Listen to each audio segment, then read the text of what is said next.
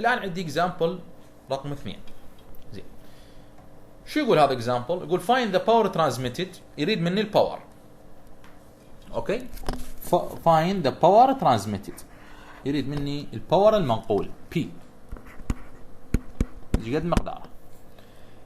by belt، باستخدام البيلت running over a pulley of 600 ملم diameter، منطيني الدايمتر مال البولي اللي هو 600، في بعض الاسئله ينطيك R فلا تنسى هنا انا منطيك دايمتر لازم تطلع R اللي هو الدايمتر على 2. زين، ويفتر بسرعه دورانيه مقدارها 200 RPM، منطيني السرعه الدورانيه مقدارها 200 RPM. The coefficient of friction between the belt and pulley is 0.25، منطيني ال coefficient of friction اللي هو معامل الاحتكاك 0.25.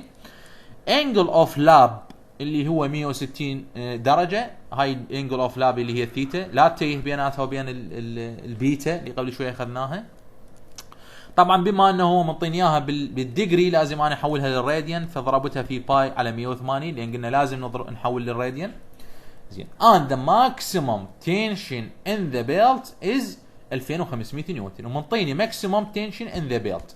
انا اعرف انه اعظم تنشن بالبيلت انا سميته تي 1، ليش؟ لان هو بالتايت سايد، والتايت سايد سميته تي 1، بينما السلاك سايد اللي هو المينيمم تنشن سميته بالتي 2، لذلك هكتب التي 1 يساوي 2500. زين، ما انسى المطلوب هو الباور، والباور احنا نعرف قانونها مباشره، انا اخليها قدامي. الباور تساوي لنا تي 1 ناقص تي 2 مضروبه بالفيلوسيتي، اذا لازم اني اوفر التي 1 اوفر التي 2 او اوفر الفيلوسيتي. اجل الفيلوسيتي قانونها الفيلوسيتي هو باي دي ان على 60، قبل شوي اخذناه.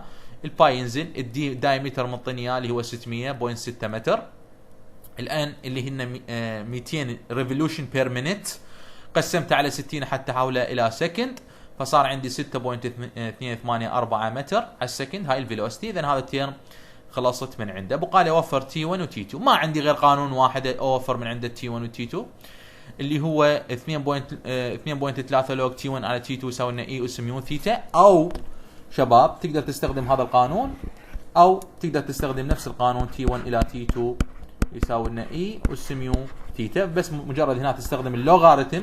دير بالك بالحاسبه من تدق لوغاريتم لازم تضربه ب 2.3، واذا تدق بالحاسبه الاكسبوننشال فيصير اكسبوننشال اي اس ميو ثيتا، لكن هو نفس القانون، فقط الاكسبوننشال حولناه على لوج.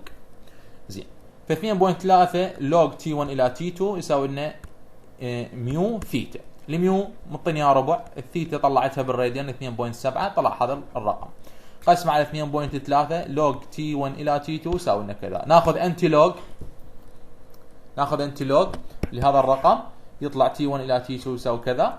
زين، تي 1 هو منطيني اياه بالسؤال، اذا تي 2 قدرت اطلعه، فصار عندي تي 1 وتي 2 معلومات، الفيلوسيتي طلعتها، اقدر اوجد الباور ترانسميتد اللي هي 7.89 كيلو واط. هذا هو المطلوب بالسؤال.